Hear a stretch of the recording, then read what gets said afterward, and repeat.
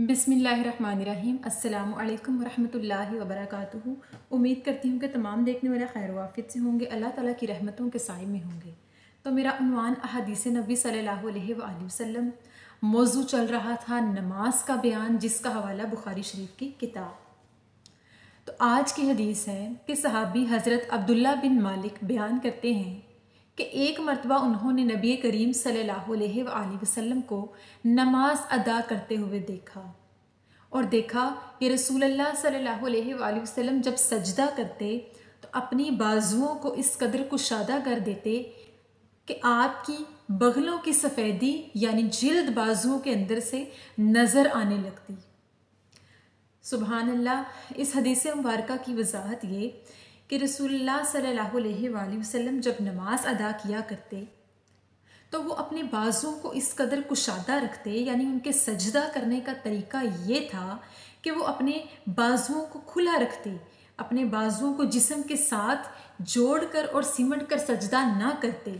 जैसा कि मैंने पहली वीडियो में बताया कि मर्दों के लिए सजदा करने का तरीका ये है कि वो अपने अज़ा को खोल कर और थोड़ा सा अपनी कमर को ऊंचा रख के खुले तरीके से सजदा करें, और औरत के लिए सजदा करना ऐसा है कि वो अपने आप को समेट कर, अपने अज़ा को और कपड़ों को समेट कर और ज़्यादा झुक कर नमाज अदा करे।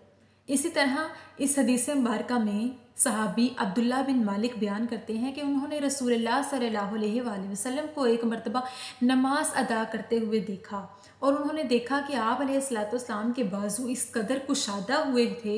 सजदे के दौरान आप अलैहिस्सलाम के बाजू इस कदर कुशादा यानी खुले थे कि उनकी बगलें यानी जिस्म की जिल्द सफ़ेदी की मांद दिखाई देती थी।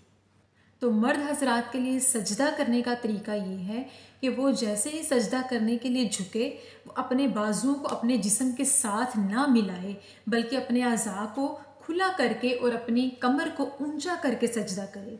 इसी तरह इसके बरक्स, जैसा कि मैंने पहली वीडियो में बताया कि औरतें अपने आप को समेट कर और झुक कर और अपने अज़ा को अच्छी तरह से समेट कर नमाज अदा करें।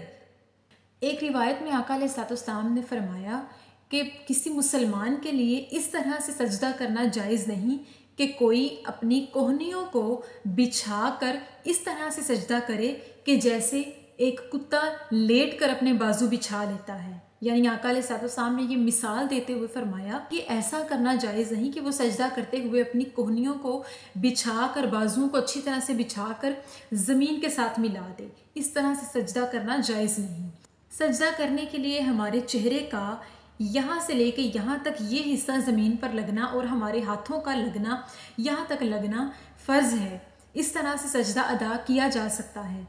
लेकिन अगर कोई अच्छी तरह से अपने बाजू यहाँ से लेके यहाँ तक ज़मीन के साथ मिला देता है तो ऐसे सजदा नहीं होता।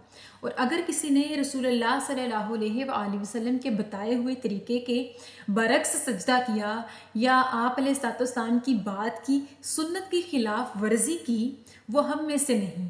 यानी आका अलैहिस्सलाम ने फरमाया कि मेरी सुन्नत की पैरवी करो, जैसे कि आका अलैहिस्सलाम ने सहाबा कराम को अपने तरीक़ाकार और सुन्नतों पर चलाया और उन्हें बताया कि इस तरह से सजदा करना जायज़ है। नमाज पढ़ने के क्या फ़राइज़ हैं, बिल्कुल उसी तरह से हमें सजदा करना चाहिए। उसी तरह से हमें रुकू और सुजूद करके मुकम्मल तरीके से, सही तरीके से हमें नमाज अदा करनी चाहिए।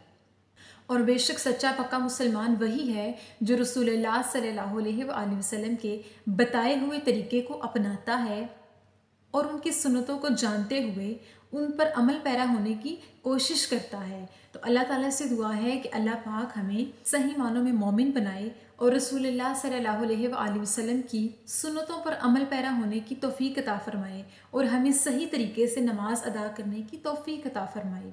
आमीन सुम आमीन। शुक्रिया।